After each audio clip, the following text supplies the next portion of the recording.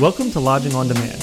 In this episode, Lodging Editor-in-Chief Dennis Nessler catches up with Robert Habeeb, CEO of Maverick Hotels and Restaurants, to get his thoughts on a number of key industry issues such as current macroeconomic challenges, the growing bleisure trend, and the ongoing labor crisis. Habeeb also shares details on the continued growth of Maverick as an operator and how the company's unique post-pandemic culture has positioned them for success. Hi, this is Dennis Nessler, Editor-in-Chief of Lodging Magazine. I'm here with Robert Habeeb, CEO of Maverick Hotels and Restaurants. Welcome, Bob. Good morning, Dennis. Glad to have you here. Bob, I wanted to talk a little bit about some of the industry trends that you're seeing out there and some of the things that are going on.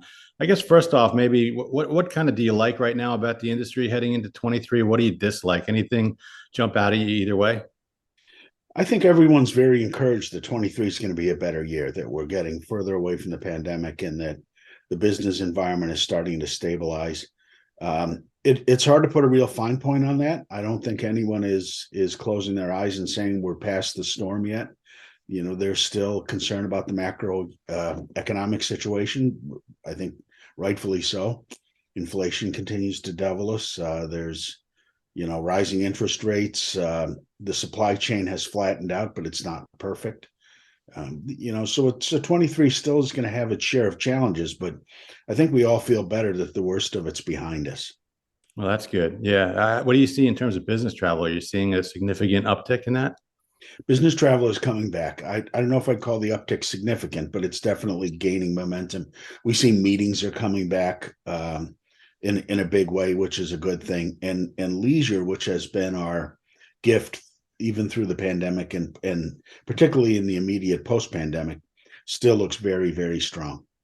Mm-hmm. Are you seeing different types of meetings, Bob? Are they smaller? Are they, for shorter periods of time? Any differences in terms of kind of how the meetings are being booked? Well, the last meeting type to come back are the real big meetings, the mega meetings, but they appear to be on track. The key with meetings isn't as much how many of them there are, but how well attended they are. Mm-hmm. And the attendance numbers have been good. The calendar looks decent for next year for the bigger meetings.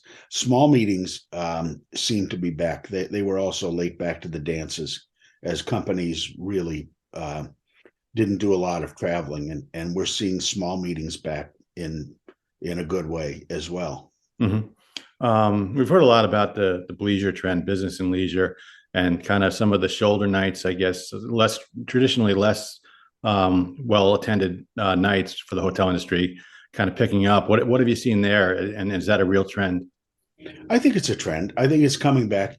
We saw there was a little bit of an ebb and a flow to the leisure travel when the pandemic was ended and people felt like, almost like someone had turned the light green from red.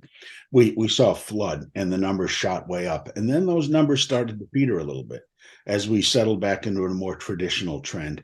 That pent up demand that they call it revenge tourism had its peak and then it settled out a little bit, but I think it's settling out at a good level. It's settling out at a higher level, and we're starting to see those shoulder days get filled in, and we're getting into a much more traditional demand rhythm.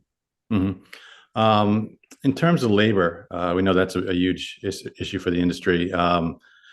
Have you seen any changes in the last couple of years? Anything that really kind of the industry really needing to market itself as a career? Have you seen any changes that way? Have you seen any progress? We could almost do a whole podcast on labor alone because the story there is wide and it's deep. The pandemic really triggered a number of other factors that had been laying in the background for years, and now they're here and they're here to stay. I think most people will tell you that it's not as bad as it was, but certainly labor is an issue, and it will be. The central number in the macro sense is workforce participation is still at a historic low.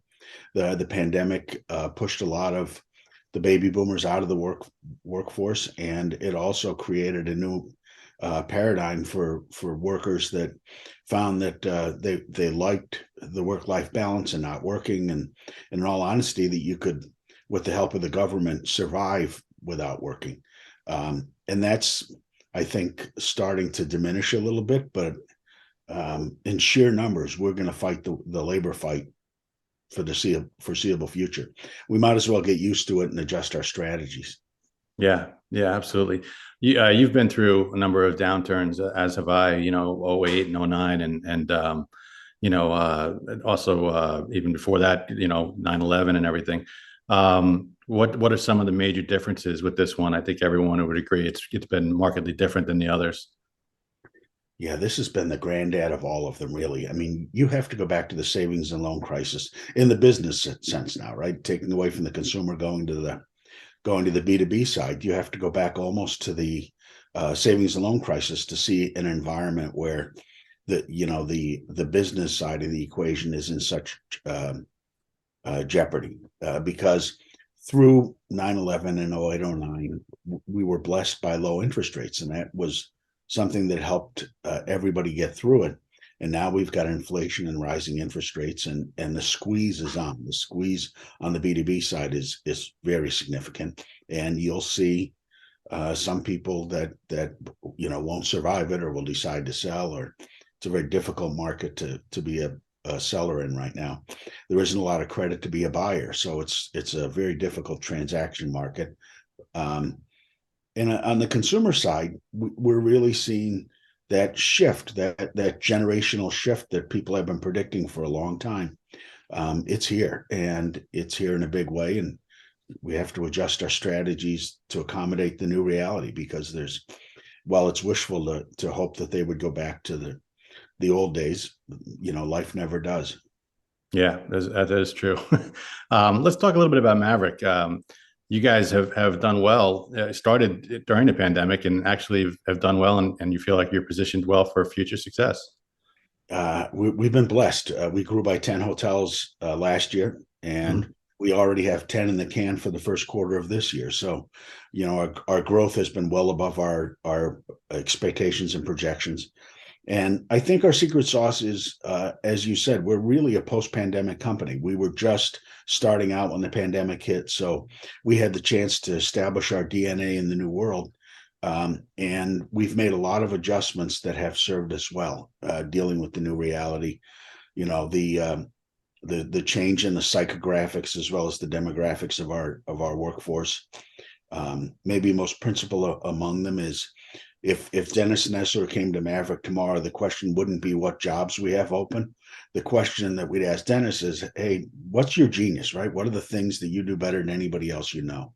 And then we tailor the job to fit the person's particular genius, even if it means shuffling up the organization a bit. And we've had great success with that. We've had our management team that's dug in, and our hotels are performing, and we're ready for the new world. We don't have a traditional office. We've got 4 office spaces, 1 on the East Coast, 3 in Chicagoland, where you can come to work, but you're not required to be there. And your office is where you are. And those adaptations to the new world that the pandemic has left us with put us on a really firm footing. That's interesting. So, but it's really a custom approach to the expertise and the efficiencies of the given employees. It goes back to that. If you've ever read Malcolm Gladwell's book, The Outliers, right? I have, yeah.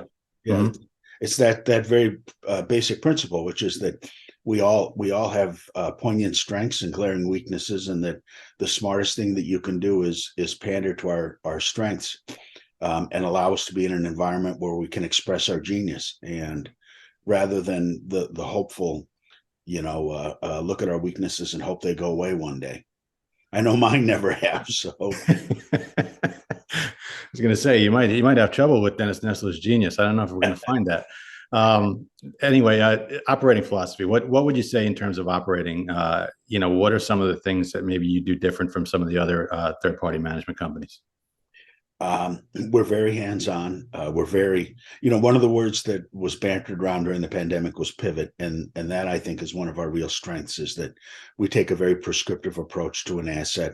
We try and determine its strengths and weaknesses, and how we're going to change the business plan for that hotel to make it shine better. And we've had really good luck doing it. We have a very strong restaurant company within the Maverick Group And that allows us to dig into food and beverage and be very creative, and in particular in the rooftop bar space, which is so hot today. Mm-hmm. Yeah, absolutely. So, Bob, what are you thinking long term? You've been doing this for a while. First Hospitality, you grew that company to some pretty large numbers. What are you thinking long term for Maverick?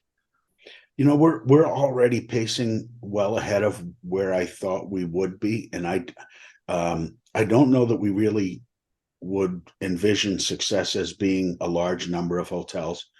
You will continue to grow for a couple of years, but I think that our pride is going to be in managing the hotels that we operate really well, and as much as anything, having a place where we all go to work and enjoy ourselves. And that's an overused phrase, but we're really dedicated to having a culture where the people come to work and they feel like they're their best selves, right? They're expressing their genius, and they work in an environment where they're appreciated. And that, to me, is more a measure of success than unit volume. Yeah, I would agree. Bob, I want to thank you so much for your time this morning, and wish you the best of luck. I'm sure I'll see you out at the industry events, and I look forward to meeting up with you again. Good to see you, Dennis. Take care. Thank you for listening to Lodging on Demand. If you want more content like this, subscribe to Lodging Magazine on YouTube. You can also subscribe to Lodging on Demand wherever you get your podcasts. For news and updates, follow @Lodging Magazine on Twitter, Facebook, Instagram, or LinkedIn, or visit us at lodgingmagazine.com.